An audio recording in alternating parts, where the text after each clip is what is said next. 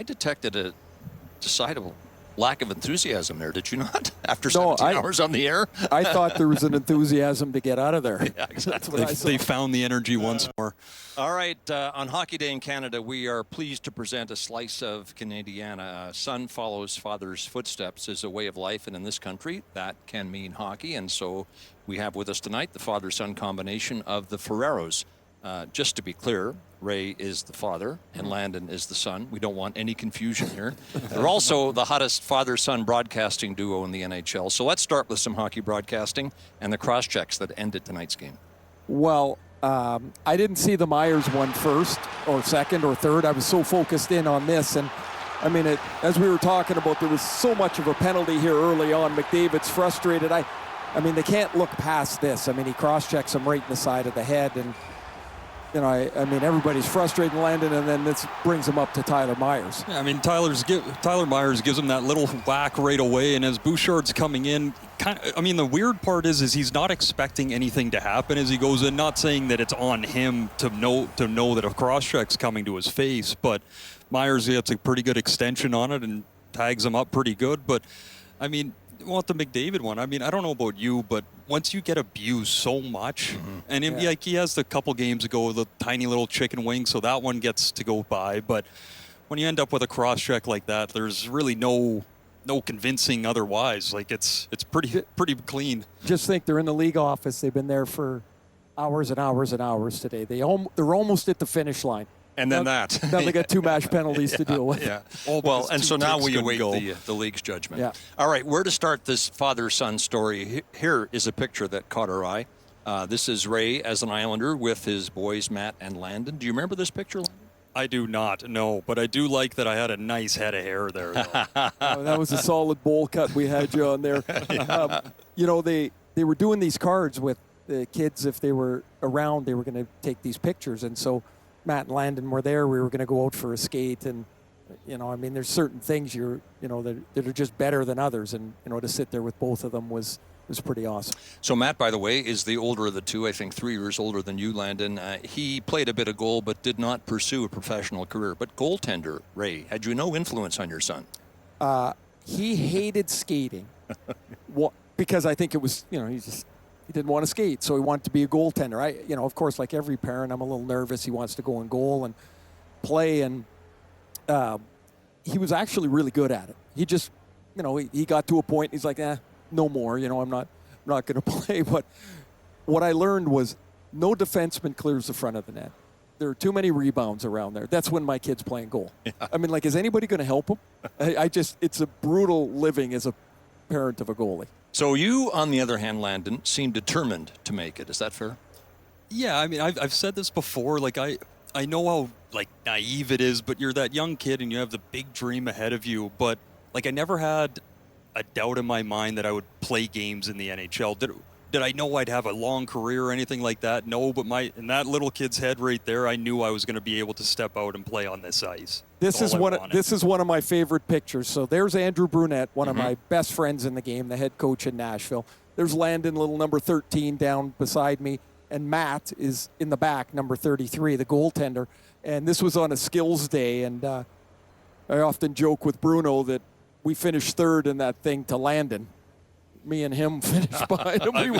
They didn't have quite the longest of strides, even to a 10-year-old's. So, Ray, a lot of hockey parents think their kid's going to make it, far too many, in fact. But you have a lot more knowledge than most. So when did you realize that Landon could get to the NHL?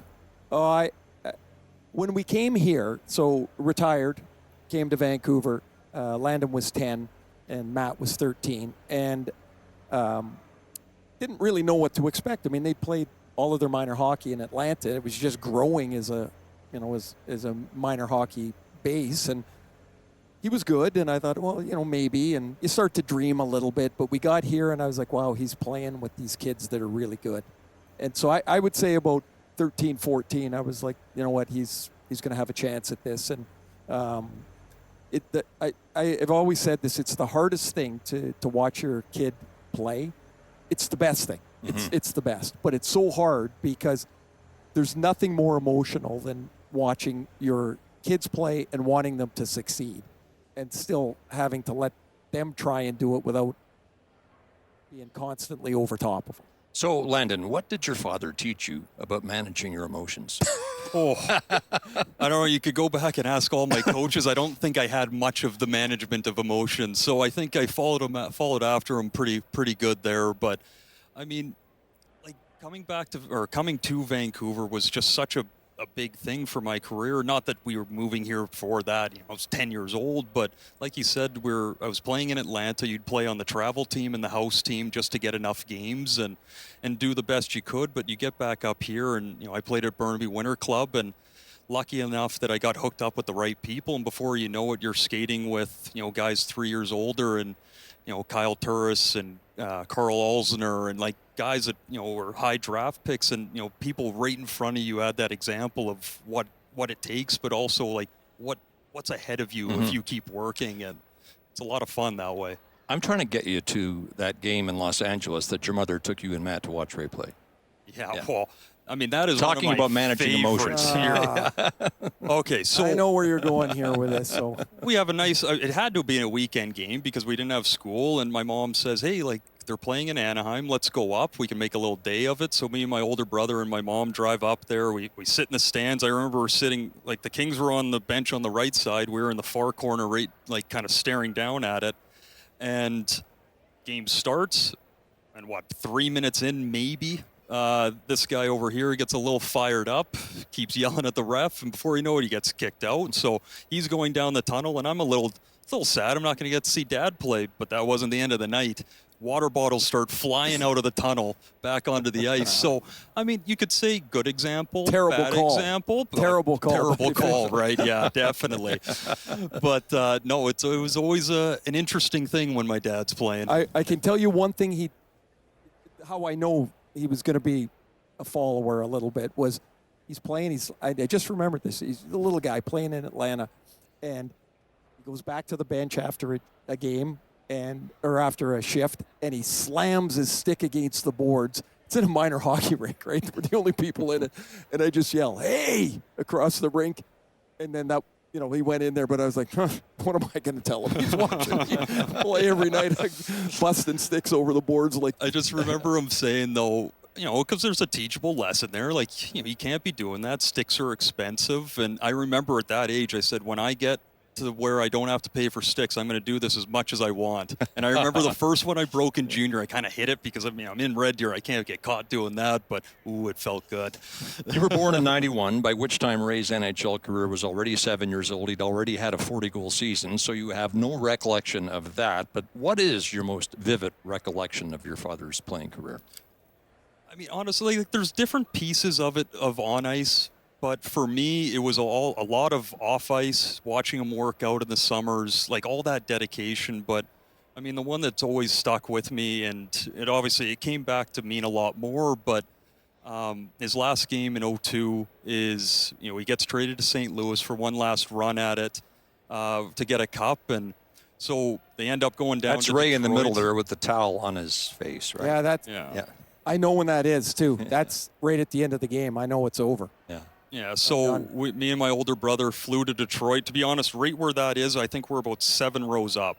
And, even as a 10-year-old, like I knew that this was the end, and, I wasn't going to get to watch my dad play anymore. And so waiting for him kind of by the Zamboni entrance as he comes out, I'm in full tears knowing that I'm not going to get to watch. And you flash forward so many years, and I was drafted by Detroit, and when I got called up to play my first game, for whatever reason, I didn't go in the player's entrance of the old Joe Louis.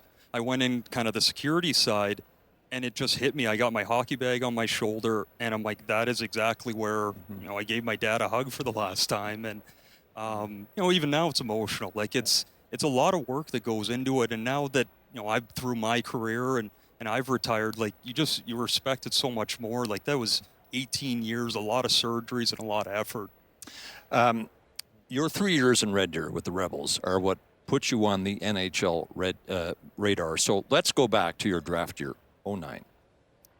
It was a lot of fun. Oh, it's I coming. I think we have some video here that you'll be interested in. Oh, I don't There you go. see that. Vancouver, BC, and I play for the Red Deer Rebels of the Western Hockey League. And my favorite players, Oh, Matt that's Sundin. tough to watch. When I started, I was playing with mini hockey sticks and stuff. Playing with my brother, my older brother Matt, when we were in Long Island with the Islanders with my dad. And the first time I started skating was pretty sure it was the Islander Christmas skate. Landon Ferraro is in many ways a chip off his dad's block, Ray Ferraro. Ray was a career NHLer, over 1,000 games, who was versatile, offensive, contributing, reliable, defensive, and Landon brings that kind of spark and enthusiasm that any NHL team is going to benefit from. So that's the late E.J. McGuire, who was then the NHL's director of central scouting. E.J. also had a PhD in sports psychology, so he knew what he was talking about. What did you think of his assessment, Ray? Landon was I'll say this, Landon was unlucky in his career. He had all kinds of injuries that really set him back. Serious knee injury, surgeries to both hips, and it really set him back. And I've always wished that would have been a little different for him. A far more complete player than I ever was. Landon could, and went on to kill penalties in the NHL. He played the wing, played in the middle. I was an offensive guy. I think EJ was being nice there and saying that I was a defensive contributor. I mean, I met my goalie at the start and the end of the game and tried not to get back there very often in between. Well, listen, living up to one of Ray's standards would have required you to score 108 goals in a single season of junior. So let's go back to that 09 draft profile. He was, the thing that really made him a really good player was his hockey sense. I think I've got that from him, but other than that, no. He didn't have the best shot, so he tried to stay around the net as most as he could. And I have a better shot than he does, and I can skate better. He doesn't want to admit to it that much, but I'm pretty sure I got him beat in skating. It was a different game back then. Not taking anything away, no other player scored goals, but he likes to remind me. I remember getting my first one, last year, and seeing the text message on my phone right after saying 107 behind. So he doesn't let me forget, but I don't think there's any extra pressure at all. In other words, don't get too big for your britches, right, Ray? But look, 108 goals in 72 games at the Brandon Wheat Kings in 83-84. Did you even see your end of the ice at any point during that season? Not really. Do you know what, though? I got traded. We won the Memorial Cup in Portland. Mm-hmm. I got traded after the year to Brandon. I didn't want to go. And the trade was 5 players for 1. And I didn't want to go to Brandon. And my dad said, Raymond, you should probably go give this a go. They wanted you in this trade. I think he overlooked the fact there was 4 other guys in the trade, with me. But I went there and I got a chance to play. Our power play was really good. And once it was just magic. I mean, the puck went in the net all the time for me. And it's when I felt like, I got a legit chance to be a pro. I mean, I was already drafted, but I'm like, maybe I can do this, and Ron Hextall was our goalie on that team, and you don't play with too many goalies that have 100 penalty minutes and stop the puck as well as Hexy did. Here's a question you can answer, Landon. This comes from Coach Rex, who is a friend of the show. When you were in your hockey prime and Landon was in his prime, who would win the majority of one-on-one battles on the ice? That's from Coach Rex. It would have been me, and you have to admit it. By the time, because I think the important part there is I would have actually battled into it because he's just sitting on the offensive side poking at the thing anyway, but his mouth would have been moving fast. So it might have thrown me off that way. I will say this, he never did beat me skating. Not one time, not one race. We the last race we had, we were back in Vancouver. I think Landon was probably 13, 12? 12. Don't add a year to make it So I was sound retired by 18 months, and I beat him in a race by a stride, and I said, see, you'll never beat me. I'll never race again. That was it. All right, Landon, Detroit took you 32nd overall in 09. And then, as Ray has mentioned, multiple injuries.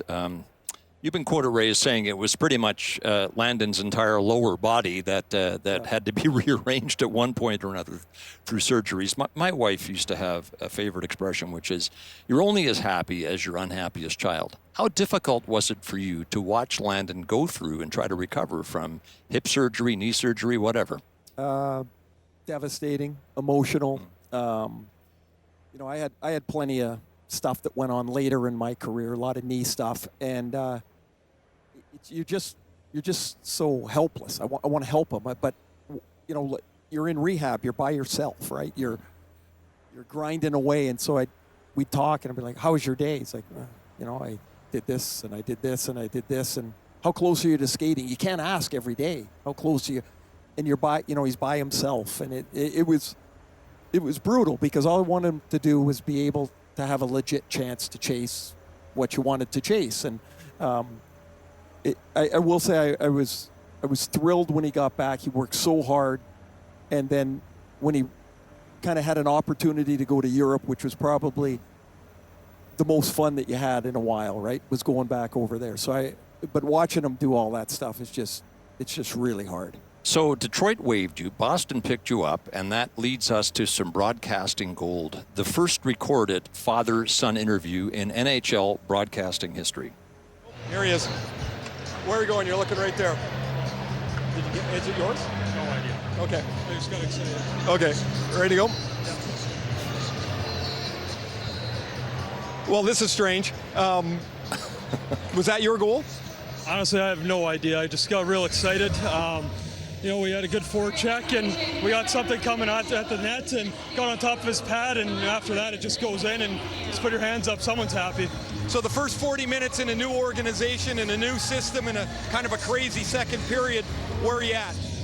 I mean, I'm getting comfortable at some points. A big part of it is just the little changes from Detroit to here in the D zone, just making sure that you're doing the right thing and not being over aggressive. How Detroit likes a lot of pressure here, we want to protect. So, get out of position a little bit. You just try and make the quickest read you can and just go for it. Does it look strange to look down and see that? More in the morning. I caught myself in the glass a couple times, and I haven't worn black since Bantam, so it's been a little bit of a change, but no, it's been good so far. Don't be shy. Go get another one. Sounds good.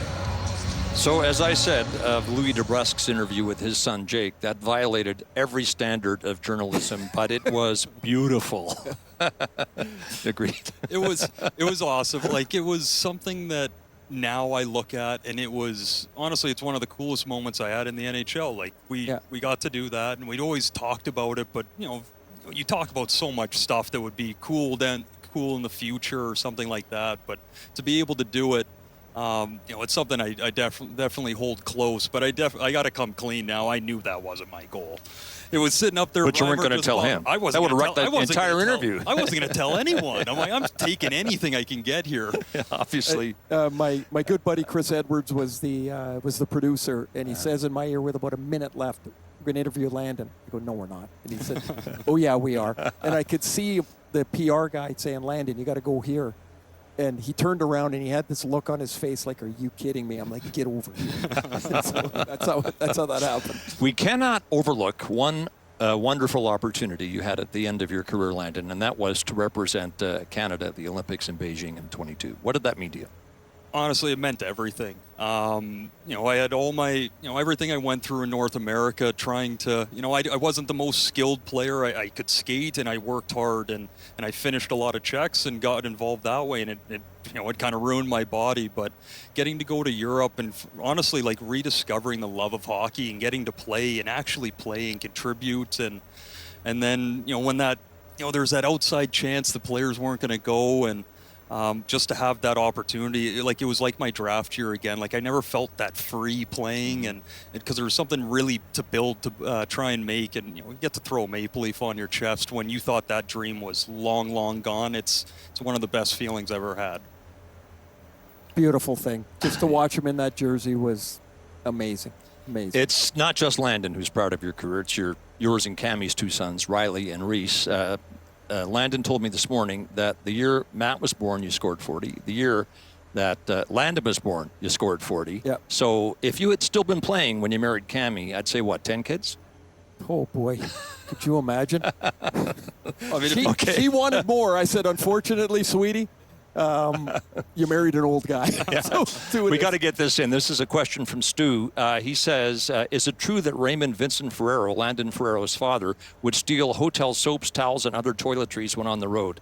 I've heard from the streets and my sources that he once looted 5 rolls of toilet paper from a hotel in Edmonton. Where did that come from? He's got details there. That is pretty detailed.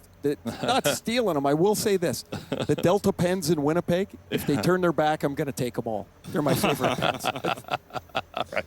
Hey, thank you both for being with us tonight. Much appreciated. Thanks a lot, Scott. Good luck with the book and everything. It's just a wonderful, wonderful thing. Appreciate it.